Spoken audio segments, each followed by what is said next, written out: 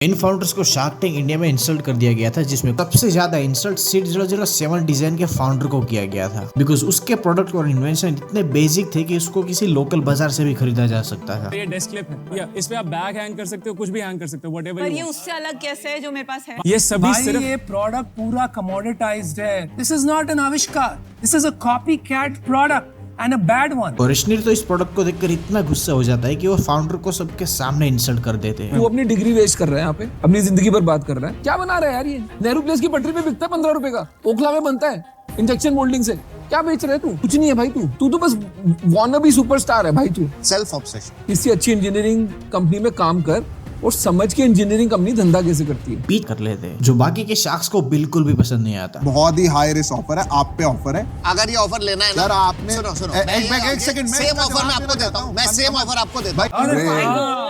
आज सिद्धार्थ लेंसकार्ट में as a technical consultant काम कर रहे हैं एंड वो अपनी कंपनी सीड 007 डिजाइन की जगह साइबन नाम की कंपनी में काम कर रहे हैं, जिसके अंडर उन्होंने बहुत सारे प्रोडक्ट भी लॉन्च किए हैं। एंड लास्ट टाइम 2023 में उनकी एस्टिमेटेड नेटवर्थ 33.3 लाख रुपए थी। लेकिन एटलीस्ट सिद्धार्थ को इतने इंसल्ट करवाने के बाद एक डील तो मिल जाती है, पर गोपाल 56 के फाउंडर को तो एक भी डील नहीं मिलती। अनलाइक सिद्धार्थ, गोपाल 56 एक successful and already running company थी, लेकिन इस कंपनी का फाउंडर शार्क टैंक में आकर ऐसी डिमांड रखता है जिसको फुलफिल करना इम्पॉसिबल था। आज मैं अपनी कंपनी की 25% इक्विटी के बदले 300 करोड़ की फंडिंग मांगने आया। एक चीज से जिससे हम सब हिल चुके हैं वो आपकी वैल्यूएशन है। ये शार्क टैंक के इतिहास में सबसे बड़ा आस्क होगा। जब शार्क्स पूछते कि उसको 300 करोड़ रुपए क्यों चाहिए, तो फाउंडर का आंसर कोई भी सेंस नहीं बना रहा था। मेरे को चकरा रहे हो आप? 300 करोड़ से करोगे क्या? रिटायर हो गया आप? So the primary purpose was to set up full fledged production unit बड़ा। इसमें कितना खर्चा लगेगा?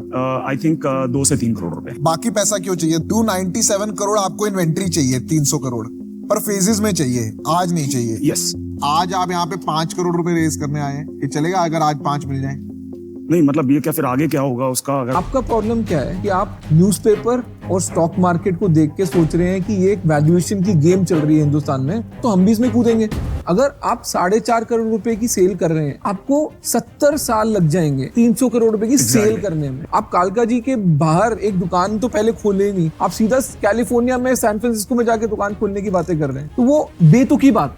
आपका बचकानापन बाहर आ रहा है। मेरी तरफ से तो नो नहीं है, मतलब ये आप 10 बारी और भी आ जाएंगे ना, मैं तब भी नो ही बोलूंगा। शार्क टैंक में फाउंडर को डील तो नहीं मिलती, पर उसकी वजह से ब्रांड को काफी सारी फ्री मार्केटिंग मिल जाती है, जिसका सीधा इम्पैक्ट उसके बिजनेस के ऊपर पड़ता है। आज उनका कलका जी का आउटलेट 20% प्रॉफिट मार्जिन के साथ हर साल 4 करोड़ रुपए की सेल करता है। हाल ही में कंपनी ने 20 मई 2025 में अपनी फ्रेंचाइजी मॉडल को भी शुरू कर दिया है। शार्क टैंक इंडिया में ऐसी क्रेजी वैल्यूएशन मांगने वाला एकलौता फाउंडर नहीं था जिसको शार्क्स ने क्रिटिसाइज किया था। ऐसा सेम केस क्यूजेंस लैब्स के फाउंडर्स के साथ भी हुआ था। एक तरफ जहाँ गोपाल 56 का फाउंडर 1200 करोड़ की वैल्यूएशन मांग रहा था, वहाँ क्यूजेंस लैब्स की फाउंडर्स 400 करोड़ की वैल्यूएशन मांग रही थी। इतनी हाई वैल्यूएशन सुनकर अमन गुप्ता वैल्यूएशन जस्टिफाई करने के लिए कहता है, लेकिन फाउंडर्स उसके क्वेश्चन का आंसर ही नहीं देती। तो ये आप किसको बेच रहे हो? Main retailers, exporters, wholesalers. कितने रिटेलर और कितने मशीन और कितना वो होगा कि 400 करोड़ की वैल्यूएशन। अब आपको उसको प्रूव करना है हमें कि वो 400 करोड़ क्यों है। Yes. Aman asking to justify about 400 crore valuation and the reply she gave is just yes. इतनी हाई वैल्यूएशन को समझने के लिए शार्क्स कंपनी के सेल्स नंबर्स को पूछते हैं, जो काफी लो होता है, जिससे सारे शार्क्स एंग्री हो जाते हैं। कितना रेवेन्यू था आपका लास्ट ईयर? 15 लाख का सेल कर चुके हैं। 15 लाख का सेल। देखो अभी मेरे को और चक्कर आने लगे, फिर भी 400 करोड़ का वैल्यूएशन। फाइनेंस भी एक चीज होती है। किसने बोला कि इसकी वर्थ 400 करोड़? हमने 2 राउंड्स किए हुए हैं एंड सेकंड राउंड अभी हमने 5 CR का क्लोज किया था। तो जनवरी में आपको 24 करोड़ आया है वैल्यूएशन, उसका 24 का 400 हो गया है ना? बात ठीक है। उस टाइम पे हमारा प्री रेवेन्यू थे हम। नहीं, पर प्री रेवेन्यू तो आप आज भी हैं। आपने 30 डिवाइस बेचे कुल मिला के, है तो आप अभी भी प्री रेवेन्यू। डीप टेक्नोलॉजी होने से बिजनेस नहीं बनता। प्रॉब्लम मेरे को एक्साइट कर रही थी जब मैंने शुरू करा, और पूरी कहानी सुनने के बाद अब मेरे को समझ आ गया कि नंबर क्यों नहीं समझ आ रहा था, बिकॉज आप में बिजनेस की सेंस नहीं है। अश्नीर की हार्श रिप्लाई सुनकर फाउंडर्स विक्टिम कार्ड प्ले करने की ट्राई करते हैं, लेकिन वो उसमें भी फेल हो जाते हैं। वो ड्राइव करके आई है बैंगलोर से, 8th month pregnant. I feel bad जब ये बोला जाता है कि हंसी मजाक में, because she could have not come and I feel bad about it कि हंसी मजाक में तो हम नहीं कर रहे ये कंपनी। शायद हम सीखेंगे, वो हम मान सकते हैं। से 50 लाख की सेल करी है, आपको 400 करोड़ की वैल्यूएशन चाहिए। अगर आप इनकी कंडीशन के बारे में सीरियस होती है ना, तो आप वो नंबर लाके देती जिसमें 5 लोग चेक लिख के जाते हैं। नहीं, आपने वो नंबर दिया जिसमें कोई चेक ना लिख के जाए, तो है तो हंसी मजाक के, आप माने या ना माने। मुझे लग रहा है ये मंच पे आप अपना प्रोडक्ट, अपना ब्रांड पॉपुलराइज करने आए। 30-35 डिवाइस बेचना कोई वैलिडेशन नहीं। अगर आपके पास 10 करोड़ 20 करोड़ के ऑर्डर होते तो अलग बात थी, वो सब हुआ नहीं है, क्योंकि ये जो डील है ये ना बराबर ये डील है ही नहीं। आगे चलकर अनुपम की बात सच हो जाती है, बिकॉज शार्क टैंक के बाद भी founders multiple time funding round raise करते हैं, जिसमें 7.6 करोड़ रुपए रेज करते हैं। फिर भी मिड 2023 में कंपनी की वैल्यूएशन 25 से 50 करोड़ के बीच में ही थी, which is way less than 400 crore valuation. आज क्यूजेंस लेफ्ट उड़ान, country delight and captain fresh जैसी कंपनीज को अपनी सर्विसेज प्रोवाइड करते हैं। एंड कंपनी ये क्लेम करती है कि उनके प्रोडक्ट की वजह से उसके क्लाइंट्स को 40% का प्रॉफिट बढ़ चुका है, जिससे कंपनी के फाउंडर को 2023 में नेशनल टेक्नोलॉजी अवार्ड भी मिला था। बट एटलीस्ट क्यूजेंस लैब्स का मेन बिजनेस आज भी एक्टिव है। बट अगले स्टार्टअप को तो शार्क टैंक इंडिया में आने के बाद इतना ज्यादा बैकलैश मिलता है कि उनको अपने बिजनेस को ही बंद कर देना पड़ता है। वुड एक सुडोनोमस सोशल मीडिया था जिसमें आप अपनी आइडेंटिटी रिवील किए बिना अपने ओपिनियन को शेयर कर सकते थे। फाउंडर्स जितनी वैल्यूएशन मांग रहे थे उसको जस्टिफाई करने के लिए उसके प्लेटफॉर्म में उतनी ऑडियंस भी नहीं थी। कितने लोगों ने आंसर दिया?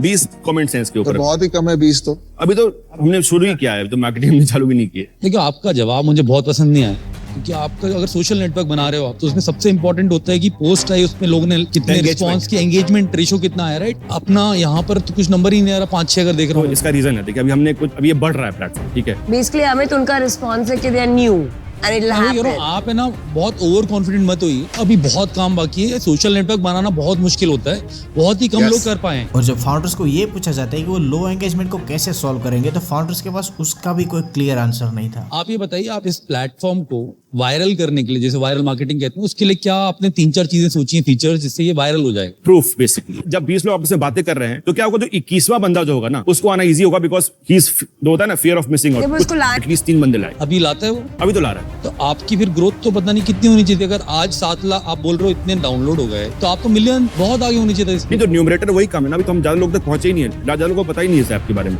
अच्छा, उनका हर एक आंसर वही है कि we are new, we are new.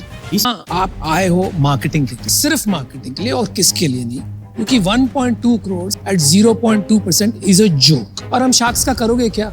20 unicorn founder आपने ऑलरेडी बोल दिया। मुझे लग रहा है आप एक घोड़े पे बैठ गए हो ये सोच के कि इसको यूनिकॉर्न में बदलना है। Anonymous networks are dead. कोई गवर्नमेंट दुनिया में अनोनिमस नेटवर्क्स नहीं अलाउ करेगी डार्क वेब के अलावा। और हर एक सवाल का आपका जवाब है हम नए हैं, लेकिन वैल्यूएशन 600 करोड़ का है। तो ये बहुत बहुत मिसकंसेप्शंस हैं आपके दिमाग में। आई थिंक कि आप लोग जो 600 करोड़ मांग रहे हैं, you need a reality check. But surprisingly Aman Gupta founders की तारीफ करते हैं और फाउंडर्स को डिफेंड करके पीयूष के साथ मिलकर इन्वेस्ट भी कर देते हैं। मुझे बहुत अच्छे लगे आप लोग। जैसे अनुपम कह रहे थे, मैं उनकी बात से भी सहमत नहीं हूँ। मुझे नहीं लगता आप ओवर कॉन्फिडेंट हो। क्या सोच रहे हो अमन? मैं डालना चाहता हूँ। यार मैं भी डालना चाहता हूँ। मेरे को ऊपर एक कंसर्न है, मैं रीप्राइस नहीं करूंगा ये कम। हम पिछले राउंड की वैल्यूएशन पे आएंगे, which will come to approximately 0.5%. Let's have it. Oh nice. कर रहा था एंड यूजर्स भी प्लेटफॉर्म से सेटिस्फाइड नहीं थे। I have used it twice, uninstalled after 2 weeks. Would is basically Reddit but worse. ये प्लेटफॉर्म इतना खराब था कि एक टाइम पर तो ऐप की रेटिंग 2.3 स्टार हो गई थी। प्लेटफॉर्म इतना बुरा परफॉर्म कर रहा था कि आज वुड ऐप को हमेशा के लिए शट डाउन कर दिया गया है। कंपनी अब सोशल मीडिया से मैच मेकिंग प्लेटफॉर्म में पिवट कर चुकी है। एंड आज वुड ऐप के फाउंडर्स नॉट डेटिंग नाम के स्टार्टअप के ऊपर काम कर रहे हैं।